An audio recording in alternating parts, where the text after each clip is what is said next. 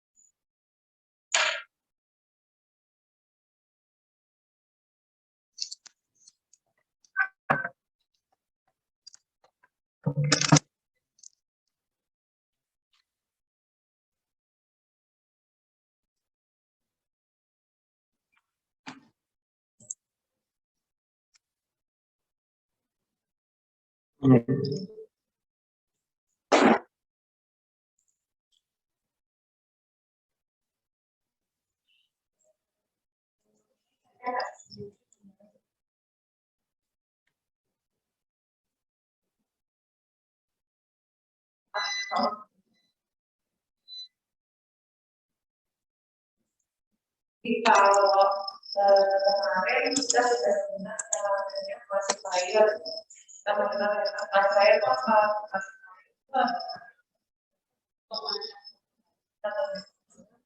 Dan kita tidak menggunakan klasifikasi. Nah, karena kita sudah variables.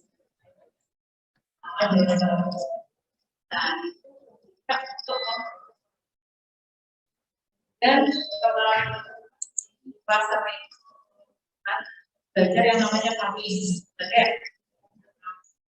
Bedanya sama classifier, tidak bisa bedakan bedanya klasifikasi klasterik. Mereka sudah bisa dibahas lagi ya, Mas Ri. Apa masih ingat nggak bedanya antara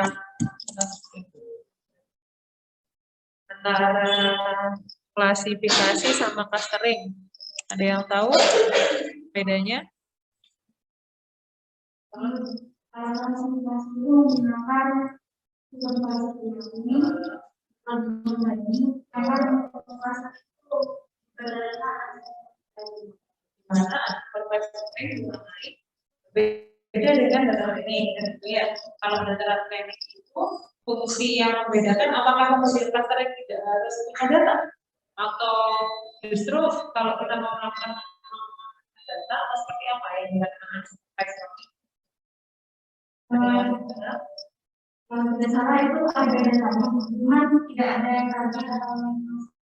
Oke, betul. Jadi belum ditentukan targetnya apa. Jadi kalau data training itu misalkan satu kelas ini sudah terdata bahwa laki-laki perempuan gitu ya, itu berarti ya supervise. Tapi kalau kita masih belajar, kita nggak tahu yang namanya Siti itu laki-laki atau perempuan, yang namanya Rio itu laki-laki atau perempuan, berarti maka itu belum ada target atau penentuan kelasnya. Maka justru dengan data tersebut kita akan dengan melihat apa pendekatan, ya, pendekatan itu seperti apa similarity. Oh, ini kok sama-sama rambutnya panjang, berarti kita pasarkan sama-sama yang rambutnya panjang. Ternyata kan ada juga laki-laki yang namanya panjang, jadi nggak bisa kemudian disebutkan bahwa dia adalah seorang perempuan. Nah, dengan pengolahan data tadi, dengan literasi, pendekatan elektronik, yang penentuan daerah similaritinya, itu kita mau menjustifikasi satu kelompok. Oke, kalau sudah paham mengenai clustering, kemudian kita juga klasifikasi. Nah, pada prinsipnya SPK itu di luar dari itu semua, tapi seperti sama. Nah, perbedaannya apa? Ya, jadi kita akan bisa menggunakan metode SPK kalau input case yang ingin kita selesaikan adalah bukan based on data. Ya, jadi bukan based on data sama seperti clustering dan klasifikasi, tapi berdasarkan sebuah justifikasi aturan. Misalkan sistem pemutusan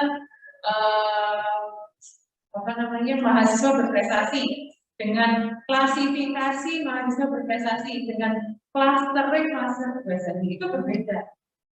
Kan sama-sama tujuannya untuk menentukan apakah seseorang tersebut termasuk mahasiswa berprestasi atau tidak. Jika kita memiliki sebuah data mahasiswa, tapi kemudian kita tidak punya data training tentang subjek yang kita akan menggunakan clustering, ya. Tapi jika data tersebut atau pendekatannya dengan menggunakan data existing, bahkan kan tahun lalu sudah ada mahasiswa berprestasi, ya kan? Data mahasiswa berprestasi sudah ada.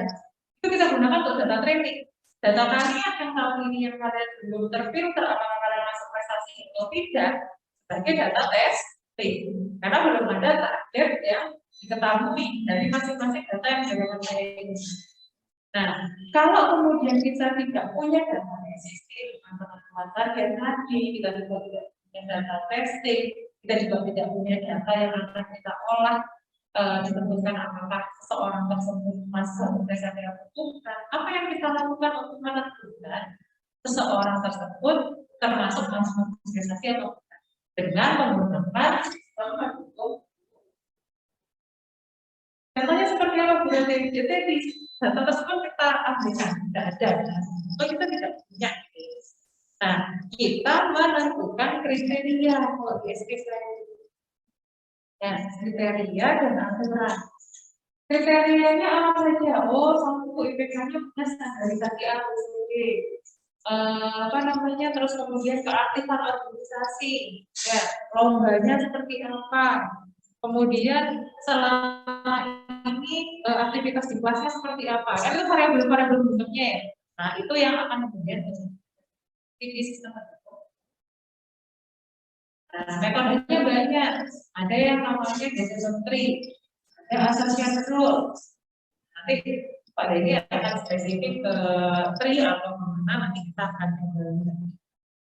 Prinsipnya kalian kalau misalkan nanti punya topik tugas akhir nggak perlu bingung, ya.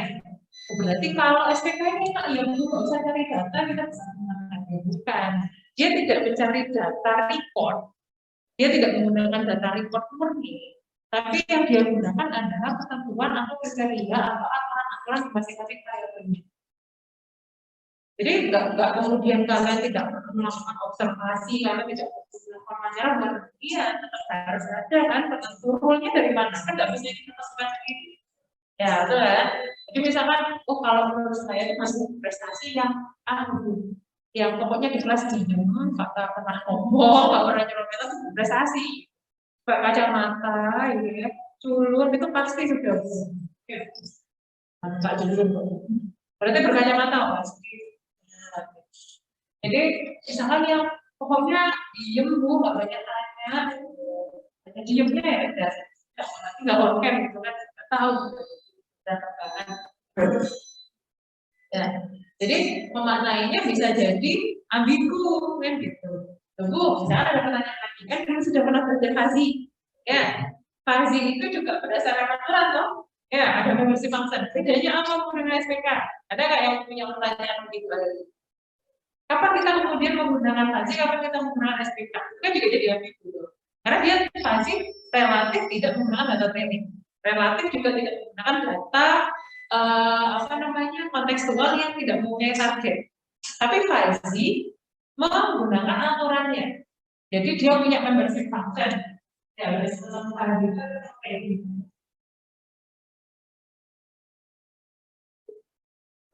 Masing-masing nilai-nilainya itu kita akan bisa tahu bahwa kalau dia misalkan kategorisasi dengan penentuan device, gitu. Penentuan device kalau kita mau beli komputer menggunakan komputer tersebut kita harus memiliki spesifikasi device-nya seperti apa, gitu ya. Nah, kalau Fuzzy ini kita gunakan jika kita yang paling banyak digunakan sebagai bentuknya adalah data kualitatif yang tidak bisa dihitung. Contoh, apa ya? Pemaknaan parameter dalam suatu variabel kualitatif itu contoh sederhana aja. Kalau coba yang dari kalian sendiri, seorang laki-laki dan perempuan, data kualitatifnya apa? Ya, iya gitu. Gitu kan. Jadi kan harus dimasukkan di membership function. Ya, apakah dia masuk apa namanya 35 sama 5. Gitu kan ya. Baru bisa dihitung nilai mu-nya. Nilai mu itu Y. Nilai mu itu adalah bobot. Seseorang ini dikatakan tidak pintar, kemudian berapa? Oh ternyata di sini. Nah, dia punya dua nilai. Ya, di sini dan di sini. Dan yang di sini punyanya tidak pintar itu lagi. Yang beda ya gimana ya? Yang di sini punya tidak pintar, yang di atas ini punya pintar. Nilainya beri di mana? Nah, kita menggunakan fungsi maksimum. Nilainya di sini 0,8 di 0,2. Kalau kita menggunakan fungsi maksimum, semuanya berarti dia masuk di pintar. Kalau kita menggunakan fungsi minimum, berarti dia ada di tidak pintar. Nah, kapan kita menggunakan fungsi minimum atau maksimum? Kalau kita konsisten, itu boleh expert judgment menentukannya. Jadi kita boleh menentukan, oh saya konsisten Bu, kalau yang nilai apa, kita ambil nilainya paling kecil, maka sampai ke belakang harus pakai itu. Harus tidak boleh inkonsisten. Siapa yang menentukan expert judgment? Ya sebutkan bahwa kalian menggunakan fungsi pendekatannya dengan fungsi. Kemudian apakah kapan kita menggunakan maksimum?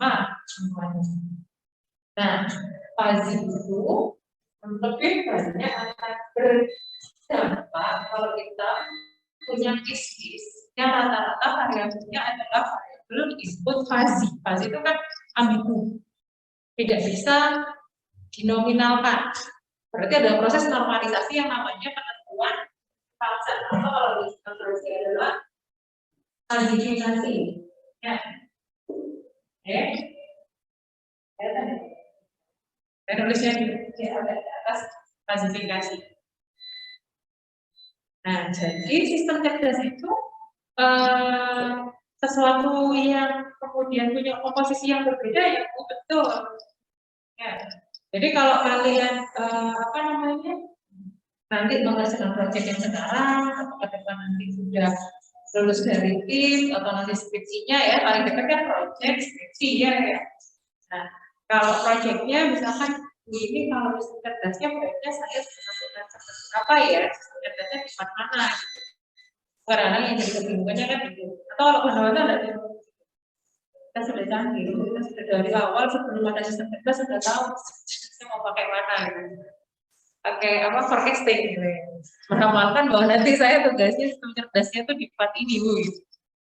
Jadi kalau apa namanya dalam menentukan kapan kita menggunakan pendekatan yang memang bisa kita gunakan itu pada saat kapan?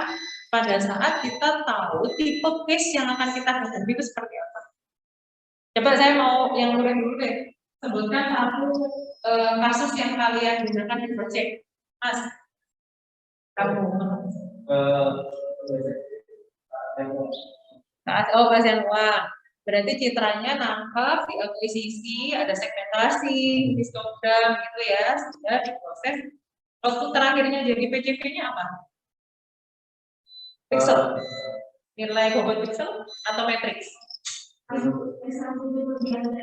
Oke, berarti matriks maksudnya. Kemudian diapakan pas saya? Apa? Pakai apa? Maksudnya diklasifikasikan kah? Atau pakai klasifikasi pakai apa? KNN. Oke, garis bobot. Ya. Berarti dia melihat daerah matriks dengan pengerjaan tetangga terdekat. Artinya dia yang paling berdekatan dengan data training akan kemudian masuk kelas yang sama. Iya. Nah, jadi kenapa apa tadi mendeteksi uang keaslian uang? Berarti sudah punya data training palsu sama asli. Nah, jadi itu yang dijustifikasi. Saya sudah punya data training asli sama palsu, sudah punya targetnya bahwa dia apa namanya dengan variabelnya apa aja? Itu toh matriks visualnya aja ya. Yang itu kan di dalam ada beberapa itu kalau digambarkan kan kita asli. Nah, hari ini kita ada dalamnya ya. Dan ini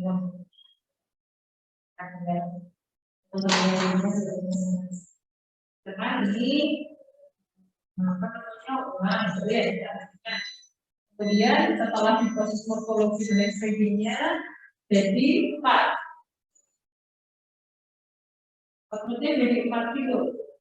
Yang di setiap itu ada apa aja? Dari pasal itu misalkan PSM, dari PSM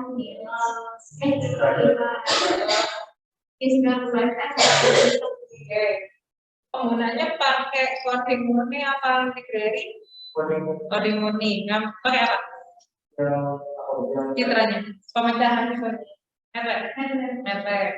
Berarti outputnya figurnya dapat. Bisa nyata figur nggak usah?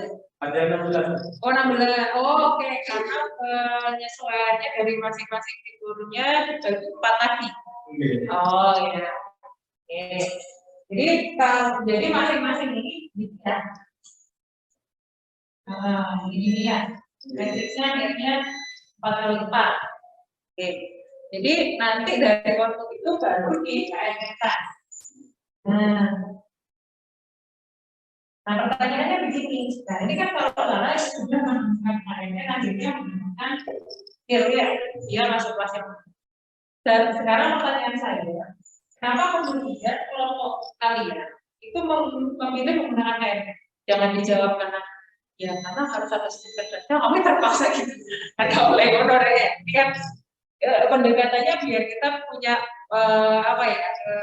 sekalipun kemarin tapi jujur teman ya maksudnya ya karena ke depan kalian tidak akan temui hal yang sesuai dengan penugasan, tapi justru kalian harus memecahkan masalah pakai apa kan begitu. Nah sekarang coba saya tanya, kenapa kemudian KNN yang akhirnya jadi pilihan kelompok kalian?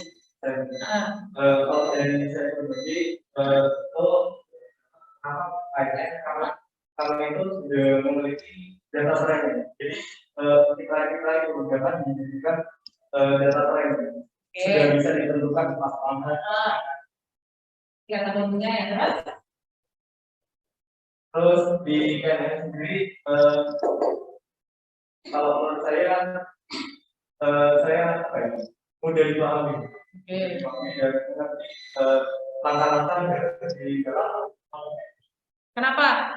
Coba sekarang, kenapa? Saya berarti juga sepakat bahwa KNN itu sama. Kenapa dibandingkan algoritma yang lain dianggap lebih mudah? Kenapa? Jadi ketika kita mau kasih buat itu, kan dalam parameter yang itu awal itu 3, nah itu kurang-kurang kita bisa coba hanya diganti, ya geser-geser. Bukan karena perhitungannya komputasinya lebih gampang, bukan karena itu. Iklan dan gimana rumusnya? Mas apa itu? Akar A kuadrat kali tambah bagi Rumusnya Friedrichsen, ada yang tahu?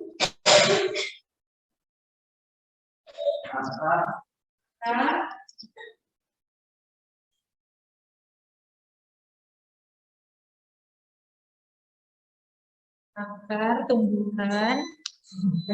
Apa ya? Coba sambil nanti kita masuk ke SD-nya ya. Boleh yang di rumah boleh menjawab juga. Sigma akar dari parameternya, misalkan tadi ada berapa parameternya Bu? 16 terus di parameter yang parameter satu sampai akhirnya dapat bobot. Oke, dapat bobot. Dibangkat 2 di sigma, dijumlah dengan sigma kan dijumlah dengan data yang ada n-nya ya. Betul. Jadi dalam penentuan Kelesnikov kan sebenarnya analoginya kayak gini kan, dalam satu ruangan dia adalah data training. Ya, kalau semua itu data training. Kenapa saya tadi sampaikan bahwa dia melihat similarity, kedekatan. Sedangkan 1 dengan 2, dengan sama-sama nama pendek. Ternyata kan di fitur itu, kalau ibaratnya kalian citra, ya. Tapi pada saat dari variabel warna berbeda, warna kulit, warna baju, ya kan? Wah ini nggak bisa nih dimasukkan kelas yang sama. Tapi kan mendekat, misalkan ini yang sama Anang jadi data training, kemudian kamu sekarang Ardan jadi data testing. Maka kunciannya adalah di anak, karena anak sudah bisa menentukan targetnya adalah seorang pria, kan citranya sudah ditentukan bahwa dia uang asli atau uang palsu, kan bukan pria palsu atau tidak apa yang asli gitu kan ya. Jadi kalau uangnya uang palsu sama uang asli, tapi kalau misalkan kita contohkan analoginya Anang dan Ardan, maka Ardan adalah data training. Ardan ini belum diketahui laki-laki atau perempuannya kan, gitu ya. Kemudian didekatkan, kan analoginya begitu. Nah tadi ini berlaku juga untuk penekanan. Kalau KNN dia kan melihat jaraknya, seberapa tingkat, seberapa paling dari 16 fitur, 16 variabel yang dimiliki oleh anak, berapa yang juga dimiliki oleh anak, kan gitu pendekatannya. Maka tadi rumusnya sama. Nah, sama halnya dengan salah keluar. Ini berarti punya contoh kasus untuk citra juga, klasifikasi citra daun. Ya, kemarin sekilas juga saya contohkan, tapi mungkin karena kalian ikuti daring, jadi tidak terlalu signifikan. Jadi misalkan di sini ada citra latih, ya tadi saya besarkan dulu ya. Nah, jadi ini contohnya adalah jaringan saraf tiruan dengan klasifikasi citra daun. Oke. Kalau misalkan kita baca ya, salah satu penerapan algoritma dan seterusnya, ini ada contoh pemrograman MATLAB menggunakan melakukan klasifikasi terhadap citra daun yang ada 4 kelas spesies. Berarti targetnya ada target kelasnya ada 4. Target kelas itu apa sih? Analoginya di sini. Kalau ada yang belum paham. Kalau tadi pakai KNN itu berarti aja deh. Kita pakai bahasa ini kan bisa apa yang penting. Ya. Jadi kalau tadi dengan menggunakan garis network, ya, ini ada data training. Misalkan dia punya tabel gimana ini. Nah, misalkan di sini ada variabel 1, variabel 2, variabel 3, itu target. Ya.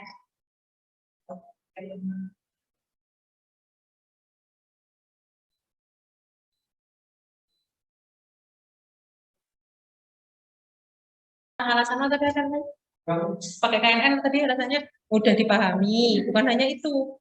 tapi menggunakan dengan tepat kan gitu ya. Harapannya kita ke depan begitu. Kalau ke sini saya karena menurut saya itu gampang gitu nanya gitu. Karena bisa jadi karena anak belum paham JST misalkan gitu ya. Nah, ini kan yang harus kita pahamkan bersama. Nah, kemudian kalau jaringan saraf tiruan seperti apa? Nah, ini misalkan contohnya kalau di sini ada penggunaan citra 40 citra daun dengan 10 citra masing-masing pada masing-masing kelasnya. Nah, ini misalkan datanya ada 4 kelas, jadi dimasuk di sini semua. Bu, ini sebenarnya nggak usah pakai citra uji dan data training, saya bisa. Ya, gue dewa tuh ya. Nah, ini kebetulan case yang diambil bedanya jauh. Kenapa? Karena tanpa kalian sadari, mata kita sudah mengakui sisi citra tersebut yang difilter dari warna dan bentuk. Ya. Mata kita itu sudah nangkep gitu. Kalau kalian sekarang di sistem tertanam, kamera kalian udah nangkep. Ya, diproses kemudian di otak. Langsung dideteksi tepinya. Ya, dilakukan dilasi oleh mata kita. Kan gitu. Makanya kenapa sih dikatakan pengolahan citra dan vision. Vision itu kan pandangan, proyeksi yang ditampilkan dari pantulan yang diterima kemudian oleh mata ditangkap sebagai komputasi dan diproses oleh neuron, kan gitu ya. Nah, kenapa kemudian kita mengetahui bahwa kalau Bougainvillea ini ya begitu daunnya, kalau geranium yang begitu, magnolia yang begitu, itu kan langsung kita lihat bedanya. Nah, kemudian kita implementasikan dalam mesin atau sebuah software, kan itu intinya ya dalam tugas proyek kita. Kemudian ada langkah-langkah. Yang pertama sama mempersiapkan citranya.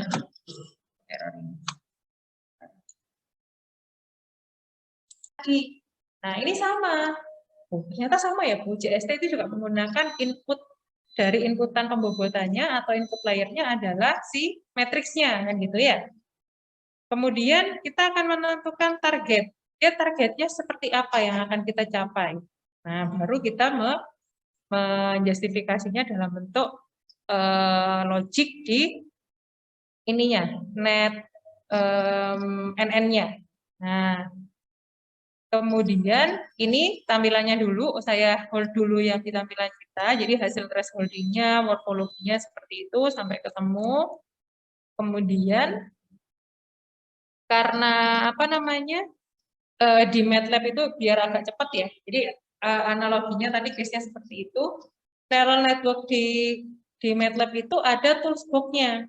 Nah, nanti kalau kalian akan memilih berapa, mau menentukan hidden layer-nya ada berapa. Misalkan di sini inputannya ada 2.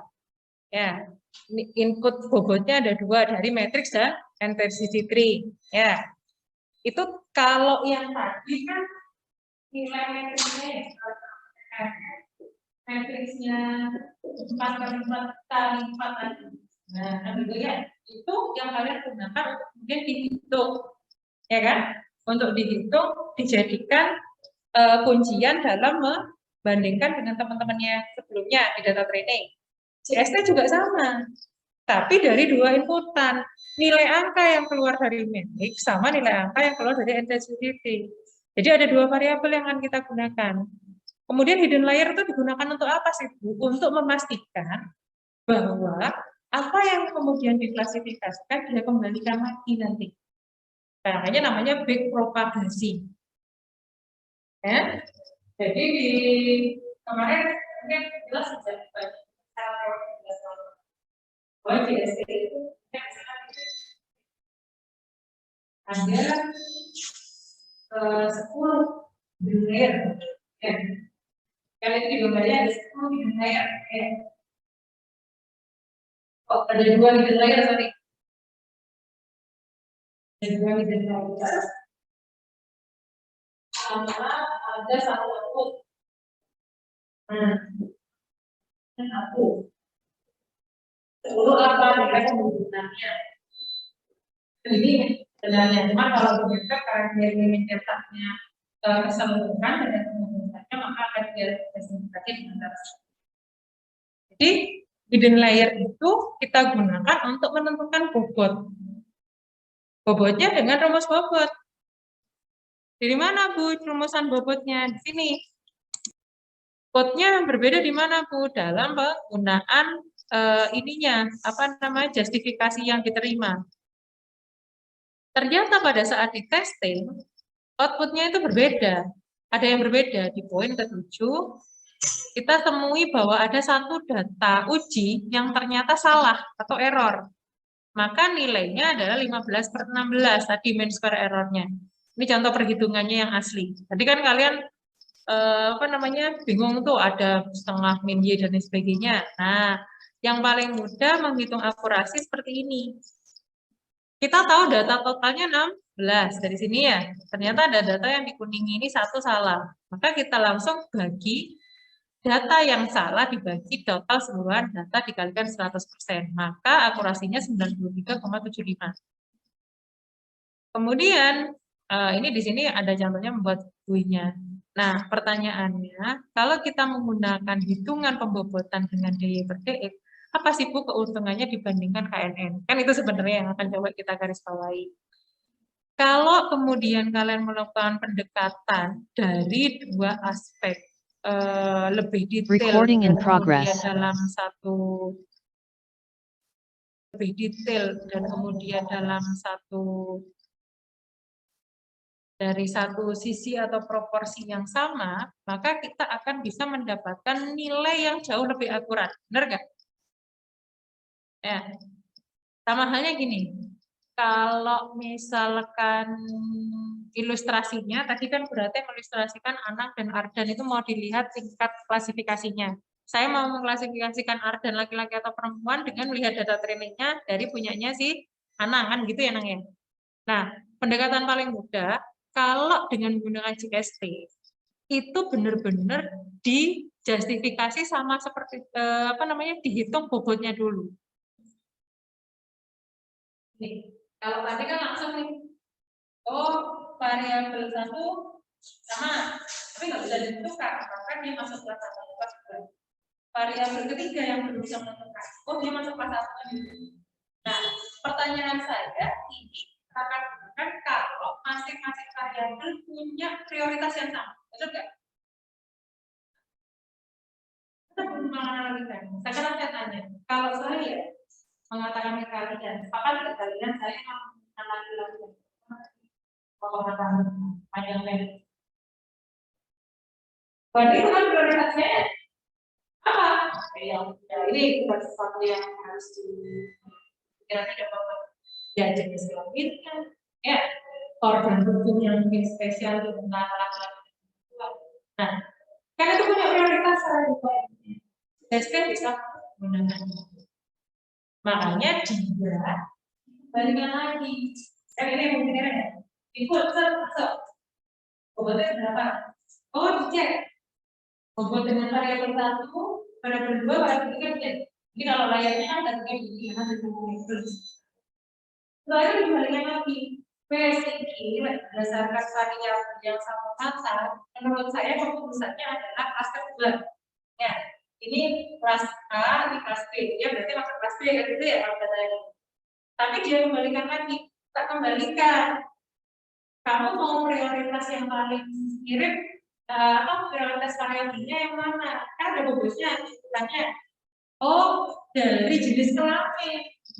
Jenis kelaminnya piye? Jadi kalau datanya cuma 2 dan 1, bisa nggak kita menentukan prioritas atau mengembalikan propagasinya?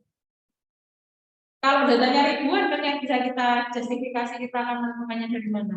Atau variabelnya lebih dari 3, misalkan ada 10 variabel penentu, ya 10 variabel penentu, tadi kan 16 kalau ditambah persentasenya berarti bisa jadi lebih dari 20 kan gitu ya, lebih dari 20 berarti lebih 20 dari 20 variabel.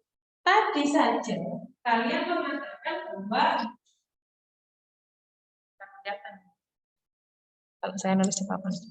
Oke, saya lagi. Tadi saya katakan bahwa outputnya gitu ya. Outputnya nomornya ini. Ya, kalian apa? Ada gitu.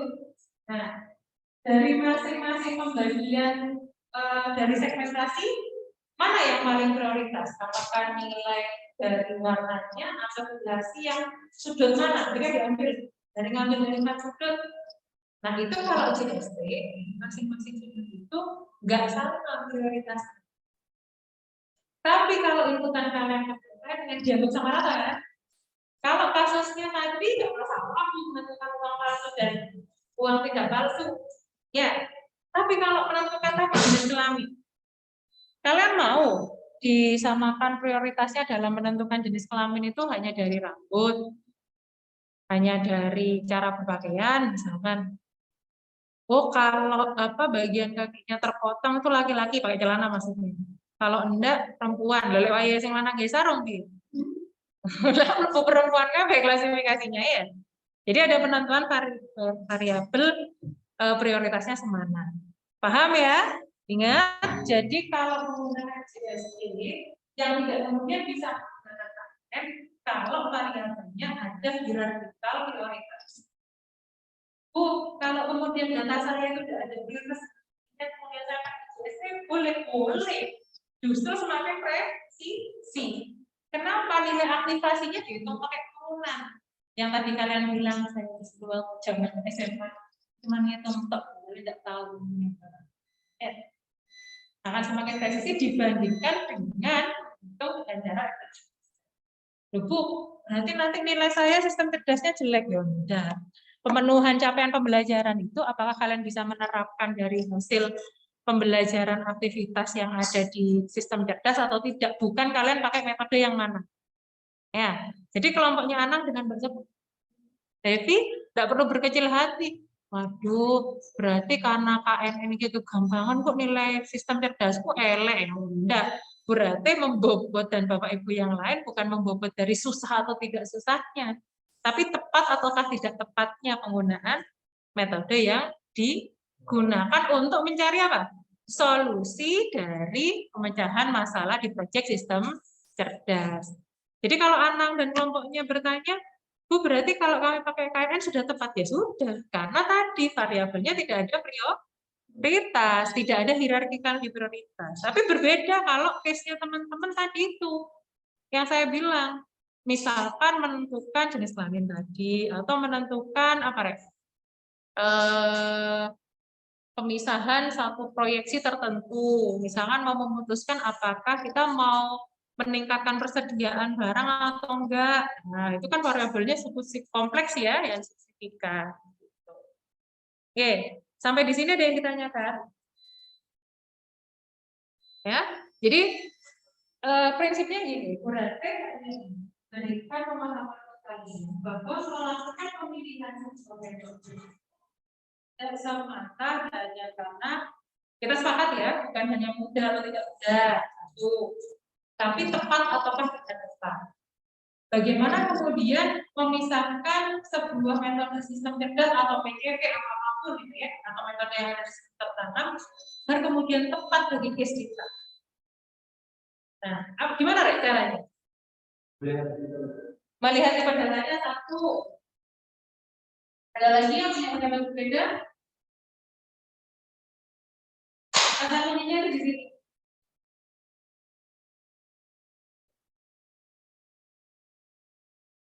Analisa kamu ingat ya, waktu semester 2 atau praktek mata kuliah permodalan sistem informasi, saya selalu ngomong sama buat aplikasi harus benar-benar mengkaji, melakukan analisis requirement yang baik. Agar kenapa? Agar kita tidak salah mengerjakan atau mendevelop. Itu kalau sistem informasi murninya. Tapi kalau sistem yang memang atau aplikasi yang based on-nya itu dimasukkan komputasi, itu juga sama treatmentnya. Jadi pada saat kalian punya project harus dipahami dulu prosesnya, titik kritisnya atau ciri khasnya seperti apa. Mau ditargetkan untuk memenuhi masalah seperti apa. Baru benar-benar ya, jangan dibalik. KNN gampang, saya nanti jawab yang karena kenapa?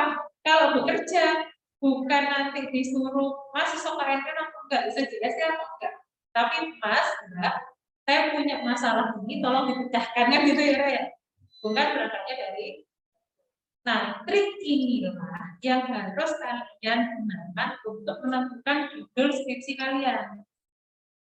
Paham? Bukan cara dan metodenya yang benar.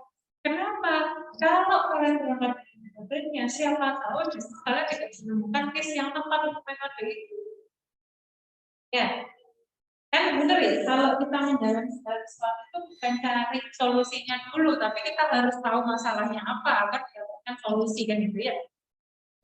Oke, jadi perbanyaklah menggali tipe-tipe case seperti apa yang coba kalian angkat dari skripsi.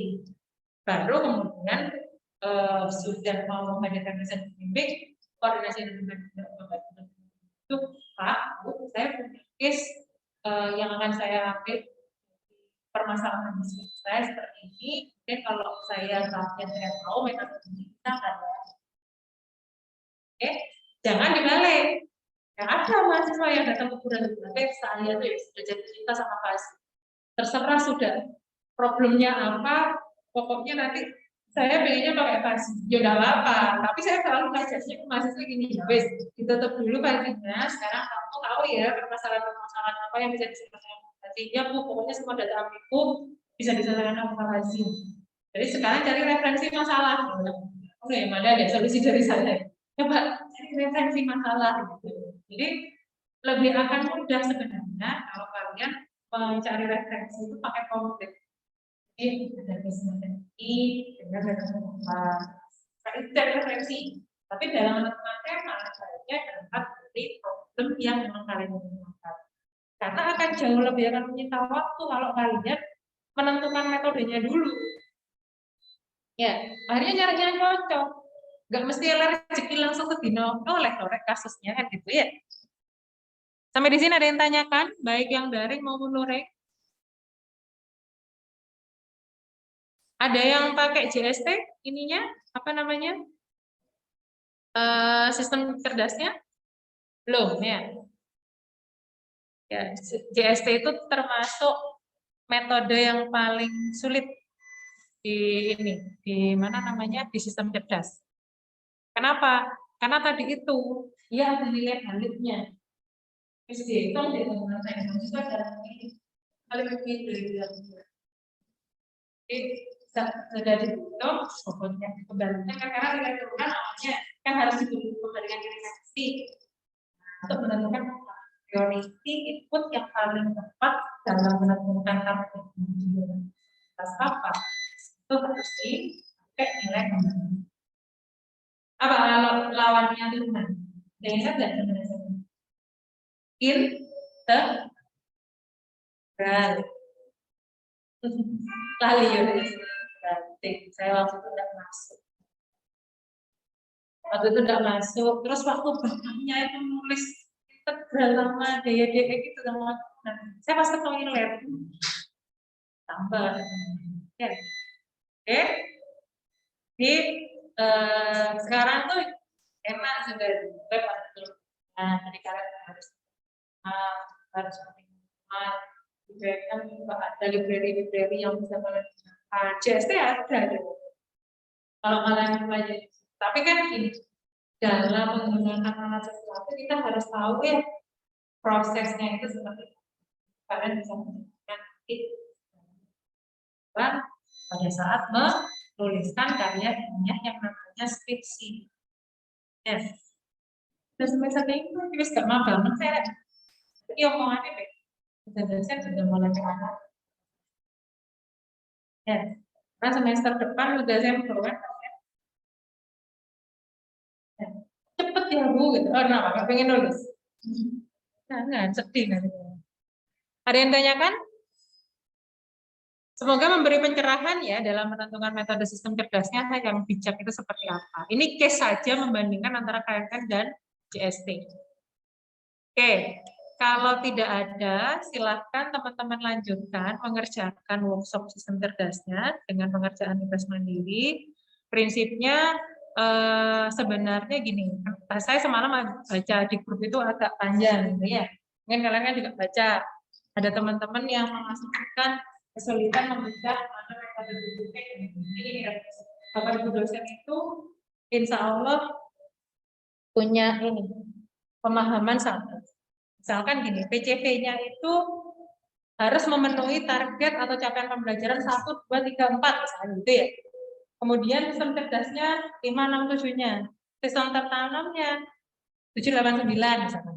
Nah, ada overlap kan di situ ya. Ada 7 yang ada di sistem cerdas, ada yang 7 di kami, di sistem tertanam. Tadi Bu Rati juga nyebutkan, di 4 ada yang di sister, di 4 ada yang di PCV. Nah, kalian harus memenuhi 10. Karena tadi ada 3 workshop yang kemudian digabung. Nah, kok berat tuh? Ya, bayangkan sekarang. Kalau dulu ya, zaman dulu sebelum kita rekonstruksi kurikulum, masing-masing workshop punya tugas yang berbeda. Repot mungkin. Ya, makanya tugasnya harus terintegrasi. Sulit mencocokkan dan mencari case-nya. Itu gunanya kami menyediakan ruang pembimbingan. Makanya dibagi oleh koordinator oleh kuliah Pak Aji. Siapa yang memang tim berarti, siapa yang memang timnya Pak Aji, siapa yang Bu Ayu, dan siapa yang Pak Denny. Untuk mengoptimalkan apa yang ingin dijadikan dengan bisa dipahami? Ya, kalau kemudian berarti kelompok yang lain itu nggak boleh pakai ini di PCP. Belum tentu kalian juga akan begitu, karena bisa jadi case-nya berbeda. Misalkan nanti, kayak kemarin ada satu kelompok yang datang ke PCV-nya kompleks, segmentasi morfologi dipakai, durasinya dipakai. Kemudian dia sistem cerdasnya malah masih mending pakai Euclidean distance gitu ya, pakai KNN. Dia waktu itu hanya menggunakan cascade klasifikasi. Berarti enggak apa-apa. Kenapa? Karena sudah terpenuhi kompleksitas komputasinya dari sudut pandang PCP. Karena tanpa kalian sadari, mendegradasi sebuah segmentasi itu kan juga pola kecerdasan. Nah, kita ngambilnya dari sana.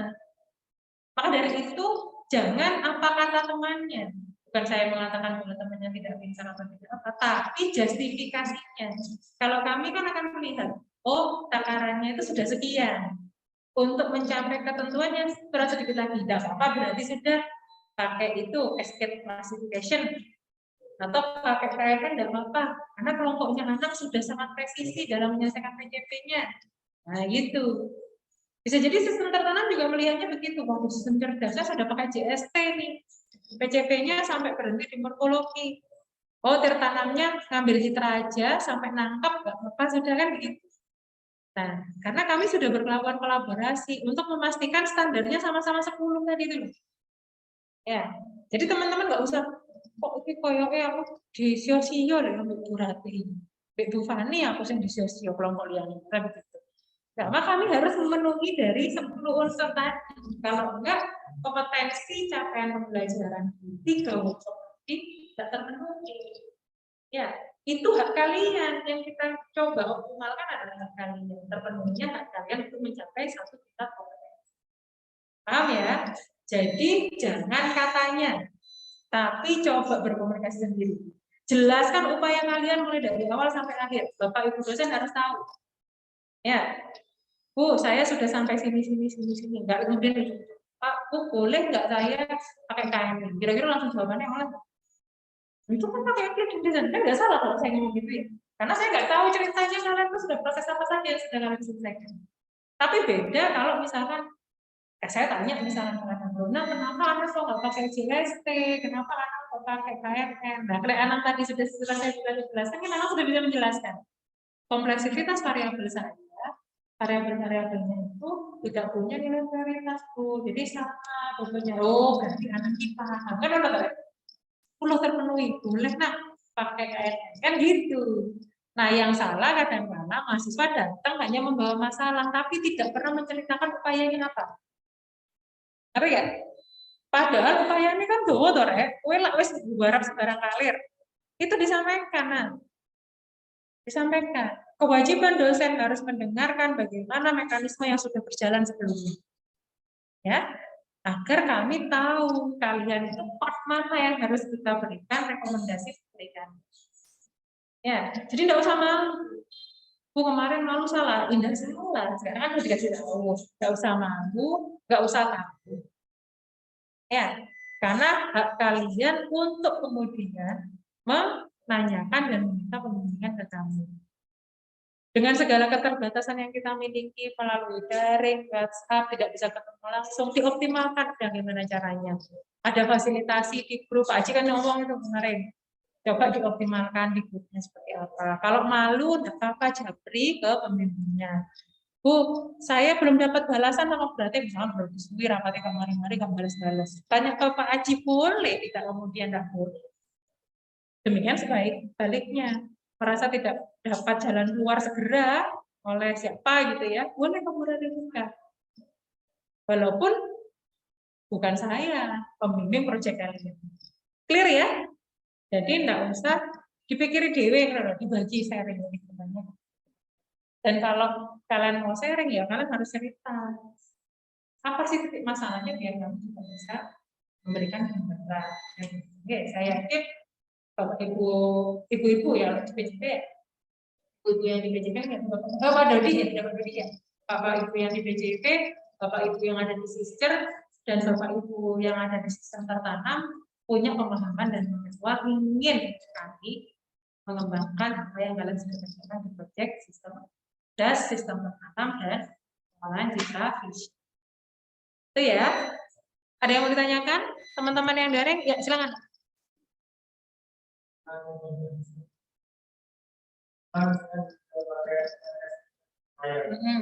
Itu apakah ada syarat khusus agar boleh pakai apakah saya harus Cascade ya, pakai cascade. Ya, kalau syarat lain pasti. Inputannya cascade apa? Inputannya cascade apa saya tanya nih? Gambar kan? Yang penting citra kan? Dia syaratnya cuma itu. Ya. Nah, jadi yang syaratnya cuma itu. Nah, pertanyaannya apakah kasus yang ingin saya solusikan itu harus pakai cascade? Jangan gitu pertanyaannya ya. Kembali lagi dulu. Kamu ingin mengklasifikasikan citra yang sudah diolah kan? Ya kalau intisarinya ke sana, ya silakan, itu sesuai. Tapi akan berbeda Mas kalau seandainya citra yang kamu miliki tidak punya data target. Jadi unsupervised learning, cocok nggak pakai cascade klasifikasi? Ya cocok sekalipun itu inputannya citra. Paham ya? Sekalipun itu inputannya citra, tapi dia kalau bukan supervised learning data tekniknya, maka dia tidak bisa dimasukkan di cascade classification. Namanya dia sudah jelas, cascade classification. Di mana classification adalah supervised, unsupervised sama supervised. Supervised. Tadi data yang memiliki target atau penentuan. Sekalipun itu citra, tidak punya ini, tidak bisa. Iya kalau pakai cascade kan gitu ya. Paham ya? Jadi kalau dari sisi inputannya citranya, oke, sepakat. Tapi tidak punya data target, ya tidak bisa. Ya, jadi kalau misalnya dia tidak punya, dia masuk kelas yang mana, bisa saja. Sekalipun ini citra semua yang benar. Bisa nggak menggunakan cascade classification? Kan nggak bisa. Paham ya? Oke. Bisa terjawab? Boleh jadi, sangat boleh. Soalnya inputan saya di sini berupa video. Nah, kalau video itu kan frame sebenarnya. Ya. Nah, frame citra ya, seperti itu kan foto kan sebenarnya kalau video. Kalau kita ekstraksi ya boleh. Tapi itu tadi kan ekstraksi video satu barnya itu kan bisa ribuan ya. Satu bar itu biasanya hitungannya second. Itu kan biasanya jadi ribuan. Kadang-kala tidak disarankan pakai cascade, kenapa? Tahu nggak kenapa? Ada yang tahu nggak? Kalau data inputannya ribuan, kalau menggunakan cascade kan video kan akhirnya pecah-pecah jadi frame-frame. Citranya kan jadi frame. Tahu kenapa? Kita nggak jadi developer yang bijak. Device-nya yang lemah. Iterasinya kan oke itu. Ya, iterasinya kan banyak. Tapi untuk langkah belajar nggak apa-apa. Tapi yang penting kamu tahu, kekurangan metode itu adalah dia membaca frame dari sebuah video, karena inputannya adalah citra. Ya kan? Kalau inputannya citra, satu video itu bisa berisi ribuan frame. Ya kalau cuma video yang 1 detik kan udah jarang, 1 detik gitu ya. Nah, tapi harus tahu, itu namanya nilai konvergensi. Ya, kalau ada nanti, kalau kalian lanjut sidang, Ada, kita akan belajar lebih dalam namanya nilai konvergensi. Nilai konvergensi itu apa? Yang akhirnya berakibat bahwa iterasinya itu overlap tinggi. Menghitungnya itu dengan kan satu-satu itu tadi. Tepat ini kan kalau video itu kan frame by frame gitu ya. Nah, mau ngitungnya menetapkan sampai ribuan. Akhirnya kan komputasinya banyak. Salah enggak. Tapi itu tadi sesuatu hal yang tidak bijaksana kalau kita menggunakan sebuah metode yang terekam citra digunakan untuk sebuah video kan itu. Tapi bisa dihitung bisa. Tapi kalau kita bicara lebih luas lagi kan berarti juga harus memberitahu ya bahwa itu akan menghabiskan iterasi yang banyak. Tapi kalau saat ini kemudian tugasnya akan diselesaikan dengan sangat boleh silahkan. Karena video itu base-nya asalkan kamu sudah bisa caranya mecah video menjadi frame. Oke, sudah. Kalau sudah bisa, lanjutkan. Sama pembelinya juga nggak masalah, toh? Iya, karena kenapa Pak Denny sudah menghitung bahwa kamu sudah memiliki satu kontribusi sistem cerdas sampun, PJB-nya juga sampun, memenuhi angka 10 tadi. Ya, jadi tidak masalah. Tapi kalau Bu Rati ditanya, berarti ke depan saya juga bisa ya Bu menggunakan classification video yang lain. Alangkah baiknya kalau ada waktu untuk belajar lebih lagi menggunakan metode yang lebih komprehensif untuk mengoptimalisasi nilai iterasinya. Ya, karena kalau cassette itu hanya bisanya pakai image, bukan video. Ya, oke, good. Ada pertanyaan lagi selain itu? Sudah? Terima kasih untuk hari ini. Kalau tidak ada pertanyaan, semoga apa yang saya sampaikan bisa diterima dengan baik dan memberikan pencerahan kepada kalian. Dan semoga apa yang memang kita pelajari hari ini menjadi ilmu yang amanah buat kita semua. Tetap sehat selalu, jaga kesehatan. Semoga nanti di final project kalian bisa menghasilkan project-project atau produk-produk sistem cerdas, sistem tekanan dan PJP yang lebih baik dari sebelumnya. Itu ya. Terima kasih sekali lagi untuk hari ini. Saya akhiri dulu. Assalamualaikum warahmatullahi wabarakatuh.